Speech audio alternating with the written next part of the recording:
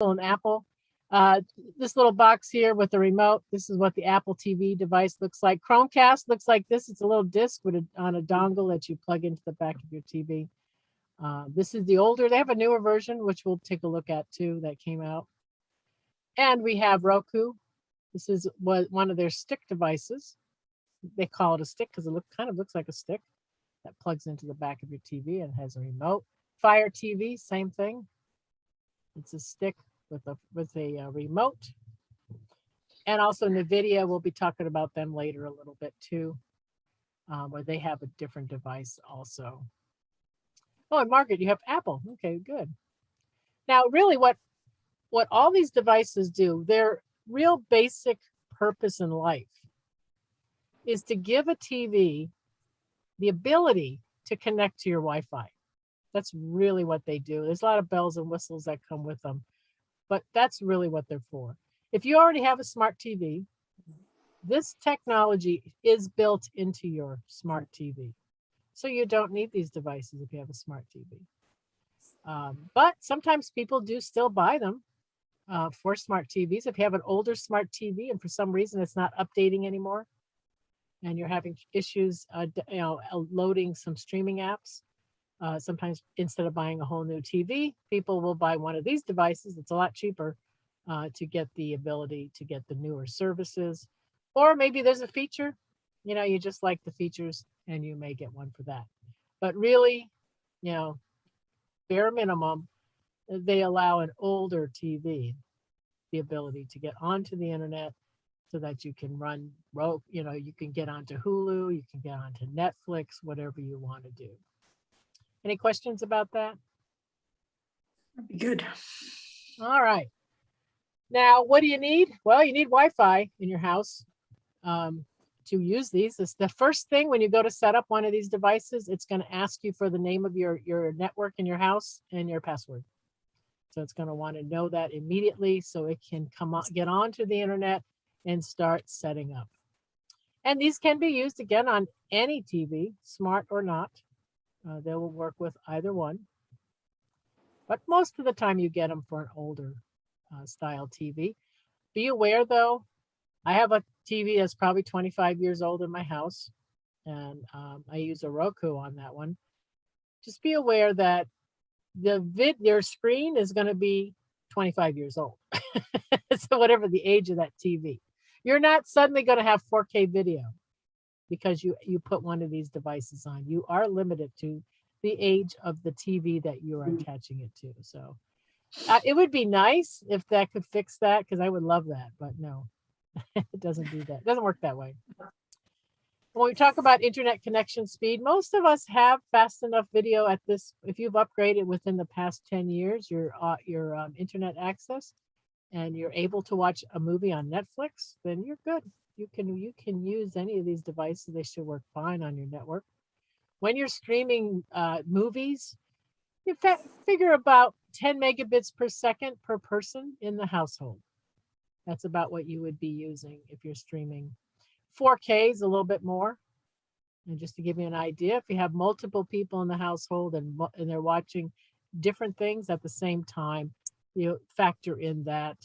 But again, if you currently right now can watch your movies through Netflix and Hulu or whatever streaming service you have, you're fine to add any of these devices to your network. And you can always call your internet provider if you're not sure about the speed of your service, or check on their website. Now, how can you tell if you have a smart TV? If it's just a few years old and it's a flat screen, most likely it's a smart TV, because that's really all they're selling right now are the smart TVs. You can look at your remote. If you've got a button, here's a Netflix button, a Prime Video button. That's definitely a remote for a smart TV. If you have these buttons on there, it's definitely a smart TV. And then when you click on, for instance, the little home button here, the little house, it looks like a house on your remote. You should get a menu that comes up on your TV, something like this. If you have that at home, that is a menu for a smart TV. You'll see Netflix, Prime Video, Disney, Hulu, Sling. You'll see a bunch of these on your menu. And you may or may not have subscriptions to these. Don't worry about that because they pay extra money to the TV manufacturer to make sure that the service is already installed on the TV. So that's what that is. I don't have all of these, and they're just there because they paid a little extra. If you're going to add a service that you're interested in, maybe you want to have Pluto TV or something else installed, you take your right arrow button on your remote right here, this button here. And what you're going to do is scroll all the way to the right side of the screen. You should see something that says app content or app store, something like that.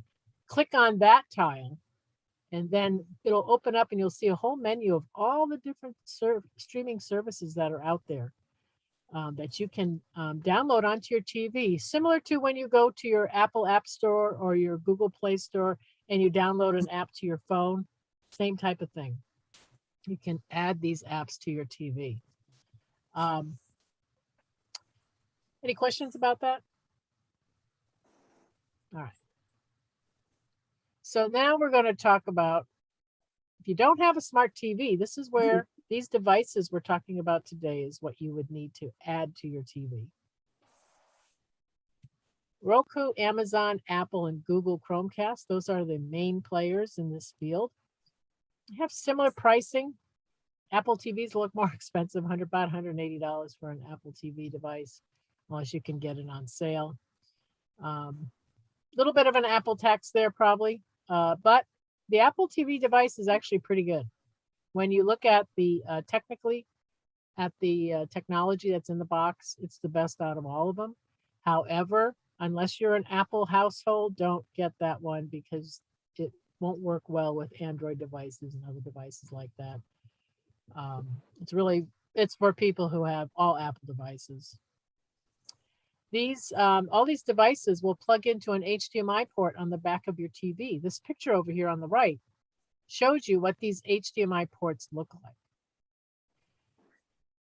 If your TV, and any TV from 2009 and up should have these ports on the back, and because all the digital TVs have them.